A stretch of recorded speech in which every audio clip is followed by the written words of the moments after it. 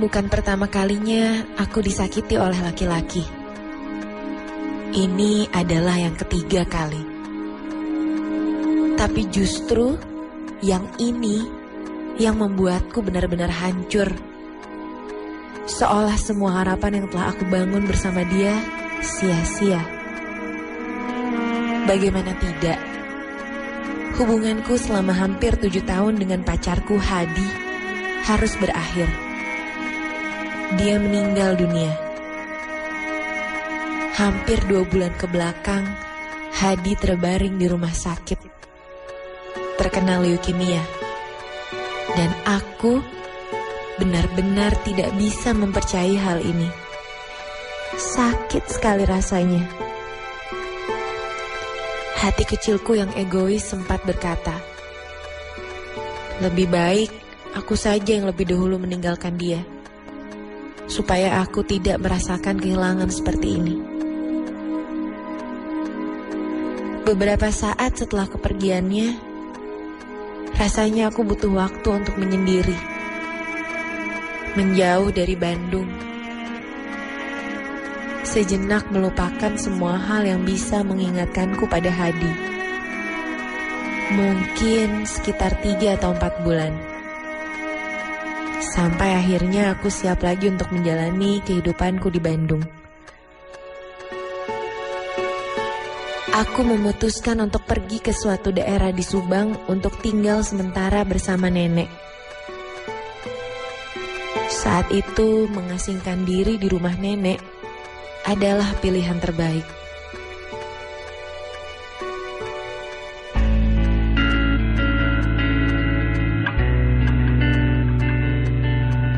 Daerahnya tidak terlalu ramai, sejuk, dan yang pasti, bakso kalong khas daerah itu akan membantuku mengatasi rasa sedihku. Di Subang, nenek tinggal bersama bibiku, Bitina, dan juga Mang Didi. Tetangga nenek yang sudah 10 tahun membantu pekerjaan-pekerjaan nenek. Seminggu kemudian, sehabis sholat maghrib, aku berangkat. Menggunakan minibus Bandung-Subang. Dipikir-pikir, lama juga aku tidak ke Subang. Sudah hampir 3 tahun. Dan setiap lebaran, pasti saja nenek yang mendatangi kami di Bandung. Diantar oleh Mang Didi. Di Subang rumahnya sempit. Itu adalah alasan yang selalu nenek berikan.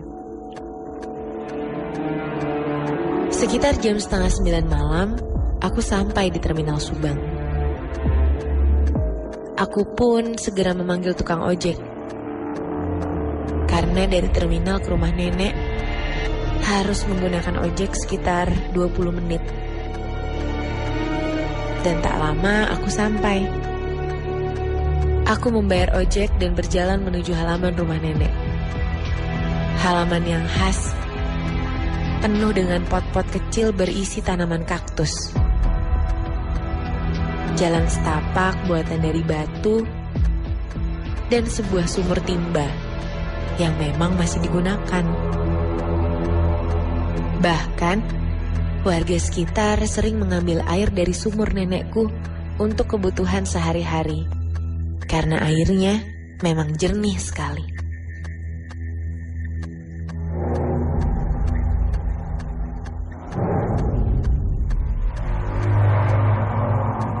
Dari jauh, aku bisa melihat sosok seseorang di pinggir sumur itu, sedang menengok ke dalam sumur. Aku pun tersenyum dan mengucapkan salam dengan antusias. Assalamualaikum, Mang Didi. Dalam cahaya yang nyaris gelap dan setengah berlari, aku menghampiri dia. Mang Didi melihat ke arahku dan menjawab, Waalaikumsalam, dengan setengah berbisik.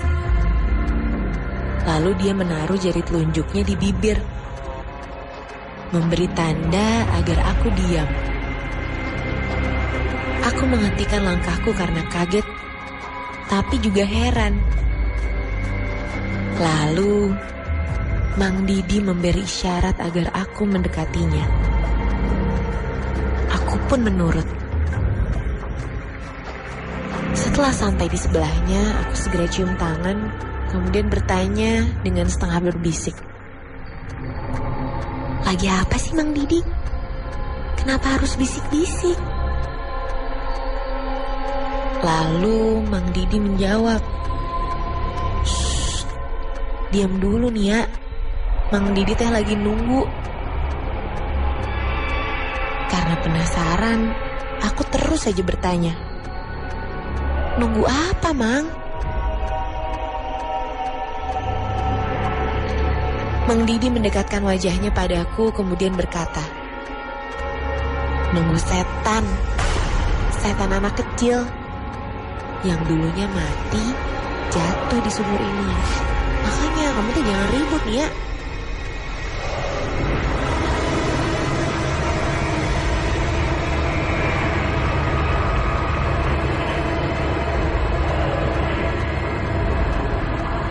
Dan bukannya takut, aku malah tertawa. Mang Didi memang paling senang menakuti cucu-cucu nenek. Dan itu adalah kebiasaannya Mang Didi dari dulu.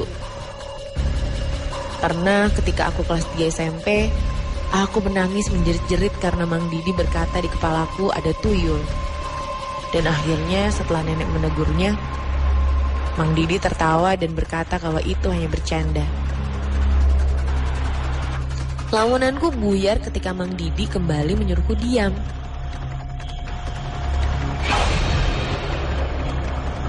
Mang Didi bilang, "Shh, diam nih ya. Mang Didi mas sekarang sudah bisa melihat setan beneran. Diam ya."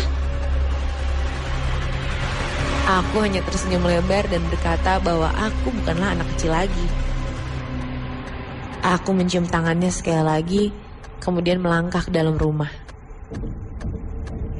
Belum jauh aku melangkah, tiba-tiba terdengar suara Mang Didi memanggil seseorang. Tapi Mang Didi bukan memanggil diriku.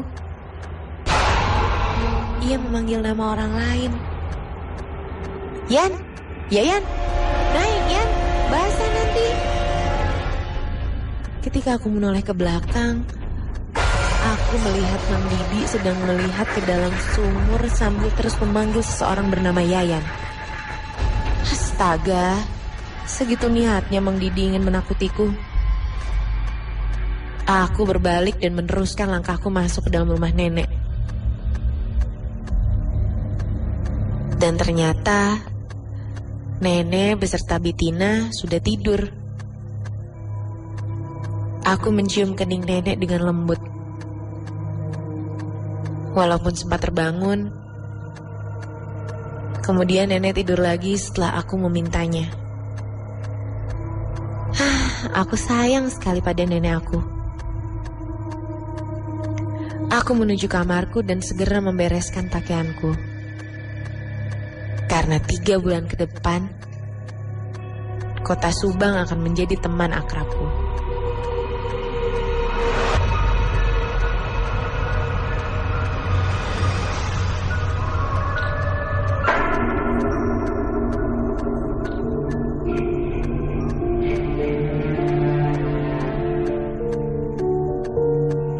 Besoknya, aku sibuk menata kebun kaktus di halaman rumah. Hampir seharian, aku berada di sana. Sementara nenek dan Bitina kebetulan sedang ada jadwal latihan tenaga dalam seharian itu di Lembang. Dan sekitar jam 9 malam, aku kemudian menyalakan TV sambil menunggu nenek pulang. Tak lama, perutku keroncongan. Aku baru sadar kalau aku lapar sekali. Aku pun teringat akan bakso kalong. Sepertinya nikmat. Aku memakai jaketku dan beranjak keluar.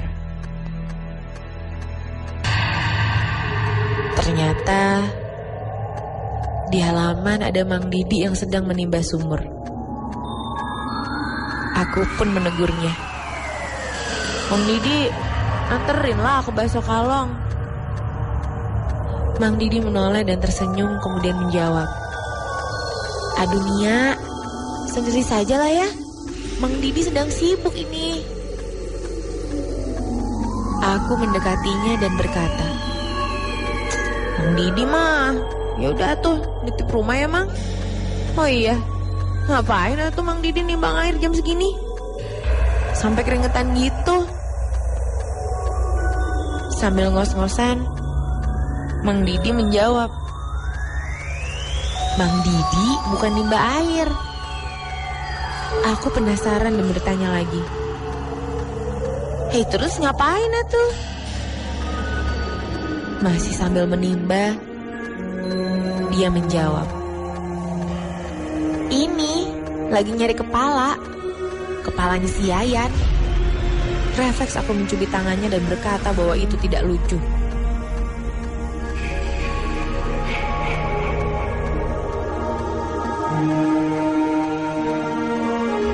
Bakso Kalong memang selalu ramai.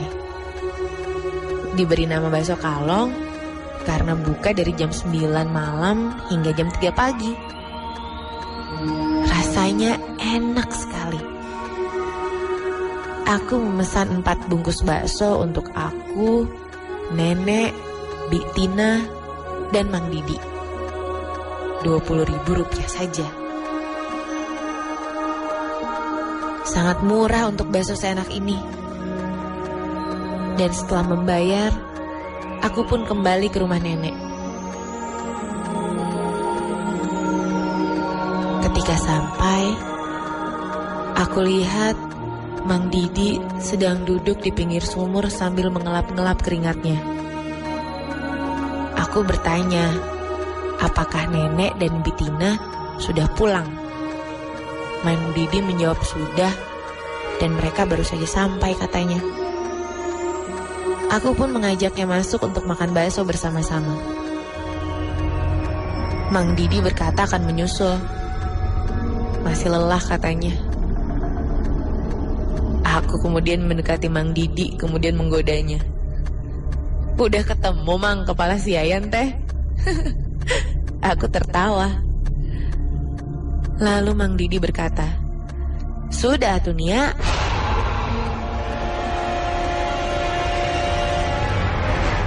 "Itu ada di ember." Mang Didi masukin ke situ. Dia menunjuk ke ember yang terletak di pinggir sumur. Sambil tertawa, aku mendekati ember itu dan melihat isinya. Astaga!